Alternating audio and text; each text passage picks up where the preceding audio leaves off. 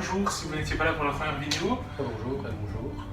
On va vous mettre un lien dans la description si vous voulez aller voir la vidéo qu'on a faite juste avant sur la présentation donc, des Funko Pop et de certains goodies et des conseils de lecture sur Game of Thrones, la série et les bouquins.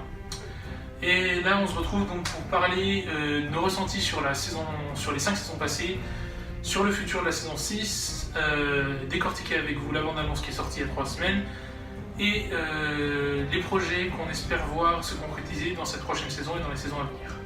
Donc attention, si vous n'avez pas revu les saisons, il va y avoir beaucoup de spoil, donc je vous conseille de vous en aller ou de rester si vous marchez au spoil, enfin chacun son choix. On est parti ? On est parti. Allons-y. Donc Nata, je vais te demander de nous faire un petit résumé par exemple de la saison 1 et de dire ton ressenti par rapport à cette saison. Ok, donc je vais commencer par m'excuser parce que je vais tousser. On se permet parce que ça fait longtemps qu'on parle et qu'on tourne, là ça fait bien 2 heures. Donc on se met à l'aise. Donc alors la saison 1, on va essayer de faire simple, court et concis, assez clair.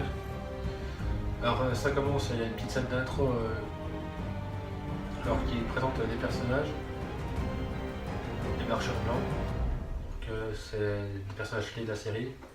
C'est une sorte de zombies morts-vivants. Donc voilà leur pouvoir, des pouvoirs propres. Donc ramener les morts à la vie entre autres, des morts qui combattront pour eux, qui ne ressentiront pas la douleur. Et on ne pourra pas les tuer avec les moyens classiques. Les seuls moyens de les tuer, c'est de les brûler. Donc voilà, donc le feu et l'acier valyrien ou le ver dragon. Là, c'est deux matériaux. Le ver dragon, on n'est pas au courant pour le moment dans la saison 1. On l'apprend plus tard, il me semble. Oui, exactement. Dans la saison 4. Donc, voilà. Donc ensuite, premier épisode, on a une présentation générale du contexte géopolitique. Donc on a Westeros, c'est un continent qui ressemble, on va dire, à l'Angleterre. Tout à au fait. Au Royaume-Uni, plus exactement. C'est voilà. ça, ouais, c'est une île. C'est une île. Qui a à peu près la forme de l'Angleterre de nos jours. Donc la moitié de l'île, c'est composé de. Donc la moitié sud est composée de 6 royaumes. Donc voilà, il y a 6 royaumes, dont le royaume qui abrite la capitale. Et la moitié supérieure, donc celle nord, c'est un seul royaume qui est aussi grand que les 6 autres. Et au nord, donc la frontière nord du royaume du nord, en fait, c'est un énorme mur de glace qui fait, on va dire, plus de 1000 km de long, donc qui fait toute la largeur du continent, de l'île. Et de haut, il fait 200-300 mètres.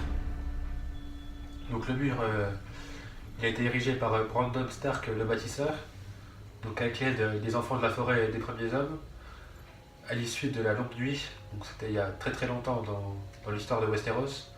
Les marcheurs blancs avaient envahi le Westeros jusqu'au sud. Et ils ont été défaits par l'alliance des premiers hommes, des enfants de la forêt. Donc je m'éloigne. Donc bref, on a alors je vais présenter vite fait le système de gouvernement. Donc la série elle débute 17 ans après une rébellion. Donc pendant 300 ans, les Targaryens, donc une dynastie qui venait du continent d'Essos, la ville c'était Valyria. Donc le premier roi, Aegon Targaryen, donc Aegon le Conquérant, il est venu avec ses deux sœurs, excusez-moi, avec ses 2 sœurs, donc, et ils avaient chacun un dragon, 2 sœurs, 3 dragons. Avec ça, ils ont conquis tout Westeros et ils ont instauré un système féodal. Donc il y a toujours les 7 royaumes, il y a toujours une grande famille qui gouverne le royaume, mais ils doivent obéissance et loyauté au roi, donc au roi des 7 couronnes. Donc voilà. Donc il y a 7 royaumes, il y a 4 gouverneurs, donc gouverneur du sud, du sud, c'est les Martell, gouverneur du nord, les Stark, de l'ouest, les Lannister, et de l'est, les Arryn. Bref. Et la série débute donc 17 ans après la rébellion de Robert Baratheon. Donc les Baratheon ils viennent du sud-est, voilà, donc dans les terres de l'orage. Donc en fait, si vous voulez, le prince Rhaegar Targaryen, donc le prince héritier de la couronne, 17 ans avant les événements du trône de fer, il était marié à Elia Martell. Donc là, ils avaient 2 enfants. Et lors d'un tournoi, il a sacré reine de beauté Lyanna Stark, donc la sœur de Ned Stark, à la surprise de tout le monde, au lieu de donner la rose à sa femme, quoi. Et Lyanna Stark, qui était promise à Robert Baratheon, elle a été enlevée, soi-disant enlevée par Rhaegar Targaryen. Donc Robert Foudrage, il se rebelle. Avec l'aide des Stark. Avec l'aide des Stark. Du frère de Lyanna, Ned Stark. Donc voilà. Et les Harines. Voilà. Et ce qu'il faut savoir aussi, c'est que donc, le roi de l'époque, le père de Rhaegar Targaryen, il était surnommé le roi fou. Donc il brûlait tout le monde, pour un oui, pour un non, quelqu'un qui ne revenait pas, il le faisait brûler. Donc voilà. Grâce à son feu, enfin grâce à son dragon, pardon. Voilà, oui. Non, il avait plus de dragon, mais il avait du feu grégeois. Ouais, du feu grégeois, ouais, c'est ça. Et voilà.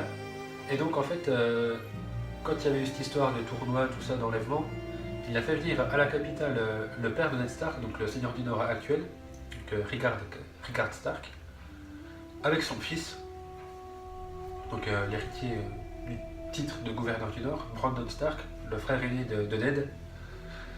Et il a brûlé vif Rickard en ayant mis 2 couleurs autour du cou de Brandon. Donc Brandon s'est étranglé en voyant son père mourir. Voilà. Donc ça a déclenché une grosse rébellion. Robert, pour récupérer sa bien-aimée, Ned pour récupérer sa sœur, venger son père et son frère. Donc voilà, l'Est s'est allié à eux, il y a eu plein de batailles pendant un an, tout ça, enfin bref. Robert a gagné, et son mentor, Darin, il l'a fait main du roi. Donc la main du roi, c'est une sorte de premier ministre qui aide le roi dans toutes ses tâches. Bref. Donc la série débute véritablement, c'est 17 ans après. Donc Robert, ça fait 17 ans qu'il est roi. Son mentor, Jon Arryn, ça fait 17 ans qu'il est main du roi, et il est mort. Ouais. Donc voilà, dans des circonstances un peu mystérieuses. Et on se retrouve dans le royaume du Nord, Voilà. là où siègent les Stark. Et le premier épisode de la saison, on découvre un peu donc, voilà, Ned Stark, sa famille, ses enfants. Ses enfants qui sont Robb, Bran, Arya, Sansa et Rickon Stark, plus un enfant bâtard, Jon Snow, qui est âgé de 17 ans à peu près. 17 ans. Parce qu'il est revenu de bataille après la rébellion contre les Targaryens, lorsque Rhaenyra Baratheon a été mis sur le trône. Il est revenu donc de la guerre avec un enfant bâtard, Jon Snow, qu'il aurait engendré avec une prostituée. Et donc on débarque donc à cette période-là, lorsque Baratheon, Rhaeny, vient voir son vieil ami, Robert, pardon, lorsque son vieil ami Robert vient voir son vieil ami Ned, pour lui demander justement de devenir sa main, puisque Jon Arryn est mort. Donc voilà, Ned va pas forcément avoir le choix, donc c'est son roi qui lui demande, il va accepter. Pendant que le roi est dans le nord, son avant-dernier fils Bran va tomber d'une tour, enfin va être projeté d'une tour, par le frère jumeau de la reine, Jaime, parce qu'il les a surpris en plein acte sexuel les deux, donc c'est un inceste. Inceste qui engendrera 3 enfants, Joffrey, Myrcella et Tommen. Les 3 enfants soi-disant de Robert et de la reine, qui sont en fait les enfants de Cersei et Jaime. Robert n'a que des enfants bâtards et aucun enfant avec la reine. Voilà. Et donc cette saison 1 justement va tourner autour de ça, puisque on apprend en milieu de saison, donc Robert revient de la chasse, il est mourant. Oui, il s'est fait tuer par un sanglier. Voilà, et il va mourir à la fin de l'épisode 5 ou 6. Et démarre alors, Joffrey va monter sur le trône à la place de son soi-disant père. Et Ned Stark, main du roi, jusqu'à encore en ce moment, même s'il va y avoir bientôt la passation de pouvoir, découvre en fait que Joffrey, Myrcella et Tommen ne sont pas les enfants de Robert. Et donc que légitimement ils ne peuvent pas monter sur le trône, et que le successeur attitré, normalement, ce serait le frère... aîné de Robert, donc Stannis. Non, le frère aîné de Robert, Stannis, voilà, qui devrait monter sur le trône. Et donc, ce qui va se passer donc, sur la fin de la saison, c'est qu'il va y avoir un combat entre Jaime et Ned. Ned va se faire blesser, va se faire enfermer. Il va vouloir donc se rebeller contre Cersei et Joffrey. Et lorsqu'il est en prison, malheureusement, Joffrey monte sur le trône et promet à Sansa Stark, qui a été promise à Joffrey, donc la fille de Ned, et à Cersei d'épargner les Stark s'il avoue s'être rebellé contre le royaume. Donc Ned, malheureusement, doit se soumettre à la volonté du roi Pour sauver sa fille. Et sa vie. Et malheureusement, Geoffrey ne va pas accepter, enfin, va accepter ses excuses, mais veut montrer sa puissance parce qu'il est un connard fou, on peut dire ça, va trancher la tête de Ned Stark. Et donc la saison se termine sur le couronnement de Geoffrey à Port-Réal. Mais durant tous ces événements, il y a une histoire parallèle qui se passe sur le deuxième continent, le continent de Éos. Donc sur le continent des Os, en fait, on retrouve Daenerys Targaryen et son frère Viserys Targaryen. Donc Essos, c'est un continent parallèle à Westeros, il y a juste une mer entre les deux. En fait, donc comme on a dit juste avant, pendant la rébellion, tout ça, il y avait le roi fou, il y avait Rhaegar, donc quand il y en a. Rhaegar, il avait un petit frère, Viserys, et une petite sœur, Daenerys. Donc voilà. Donc ces deux enfants-là, ils ont été sauvés par des fidèles de la famille Targaryen, ils ont été cachés à Essos. Donc là, on les retrouve 17 ans plus tard. Donc Viserys, il a envie de reconquérir le trône de son père et de son frère. Hein. Donc il fait une alliance avec un peuple nomade de la région, les Dothraki. Donc voilà, donc Viserys, il promet sa sœur en mariage à Khal Drogo, donc au chef d'une horde Dothraki, forte de 40 000 hommes, et il espère avoir ces 40 000 hommes pour recueillir son trône.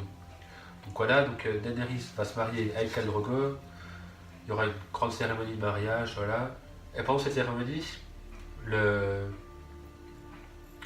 maître, le mentor, qui a récupéré Daenerys et son frère pendant les 17 ans, qui les a hébergés pendant 17 ans, il offre à Daenerys 3 œufs de dragon, qui lui dit qu'ils sont fossilisés, donc il pense que le temps les a changés en pierre. Donc Daenerys, elle prend bien le cadeau, c'est 3 œufs de dragon, ça va super bien avec l'emblème de la maison Targaryen, le dragon tricéphale, tout ça. Donc elle garde les œufs de dragon. Donc voilà, donc elle essaye de convaincre Khal Drogo d'aller chercher le trône de fer, tout ça.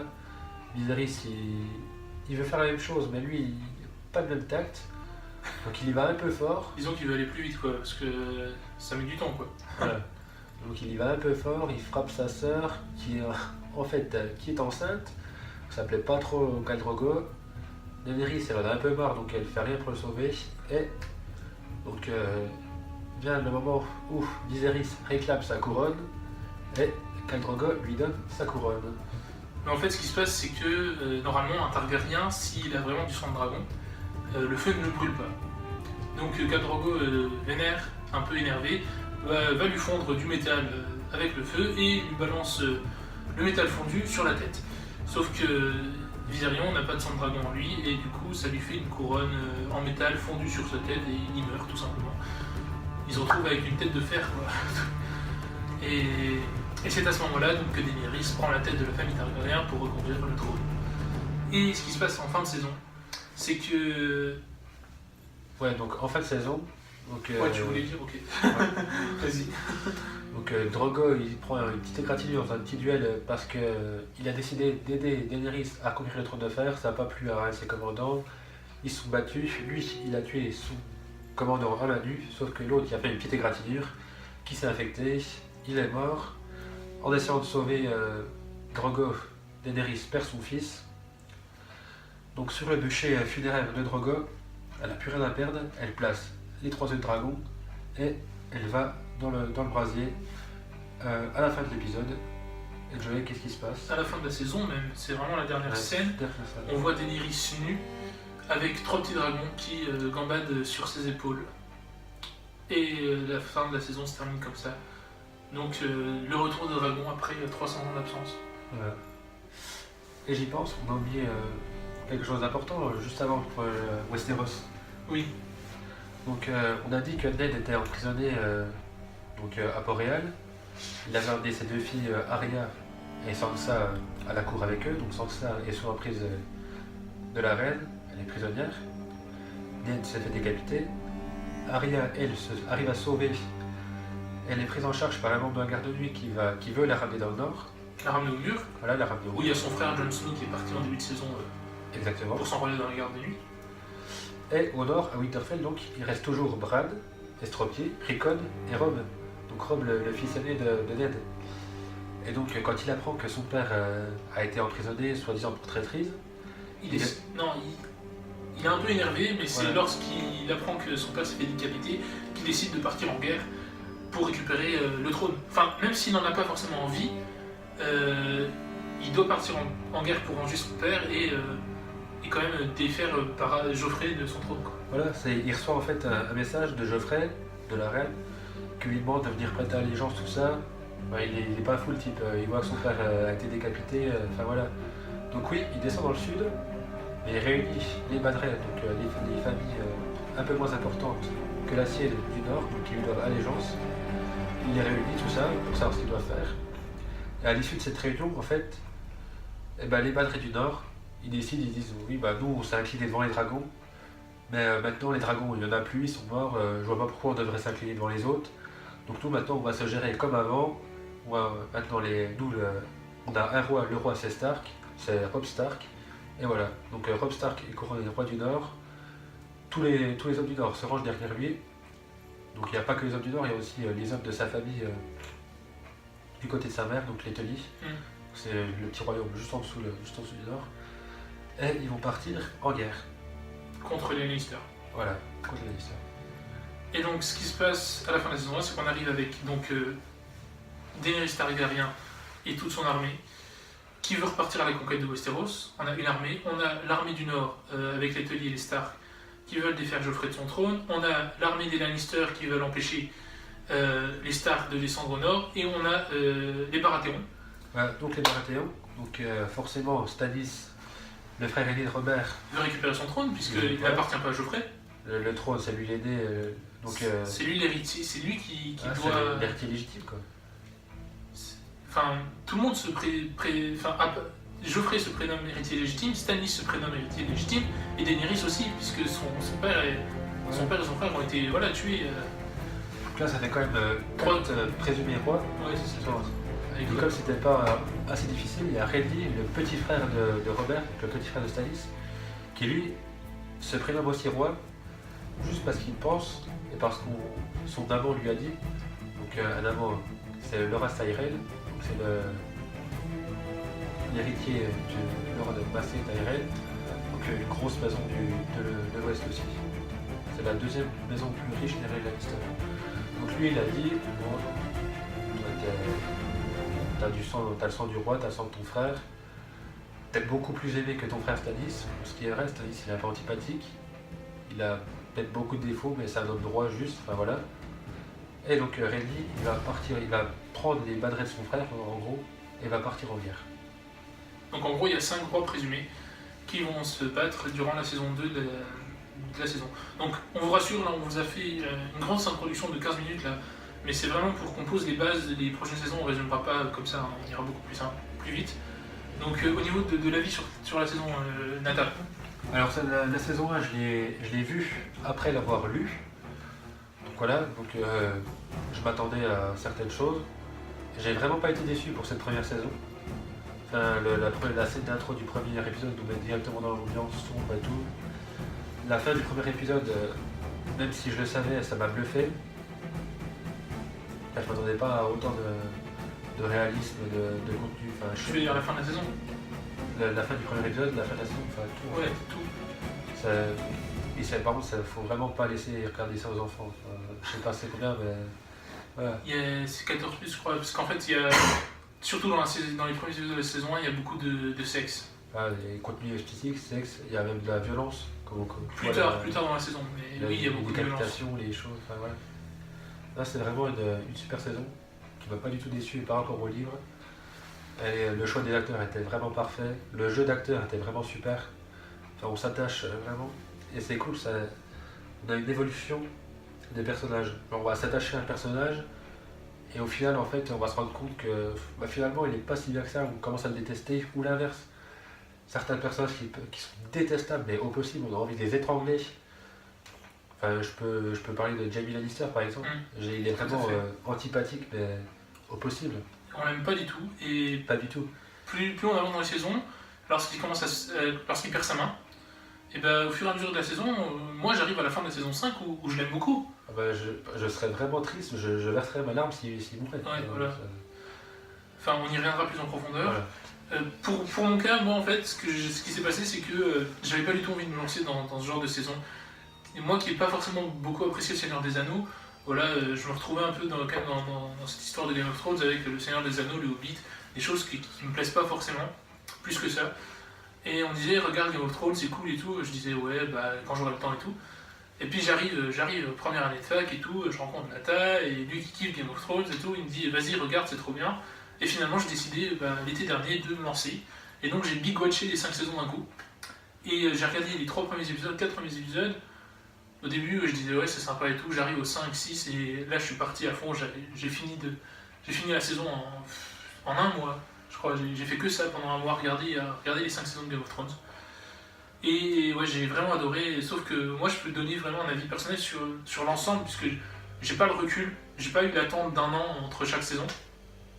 Donc j'ai pas eu cette attente à la fin de la saison 1 et tout, j'ai direct commencé l'épisode 1 de la saison 2. Mais j'ai vite accroché, franchement, on devient addictif là. Ça recommence dans 3 semaines, un mois à peu près, ouais, un mois. On est vraiment à fond. On attend vivement le premier épisode, surtout que la fin de la saison 5, on en parlera tout à l'heure, mais c'est fou quoi. Ça envoie du haut. Ouais.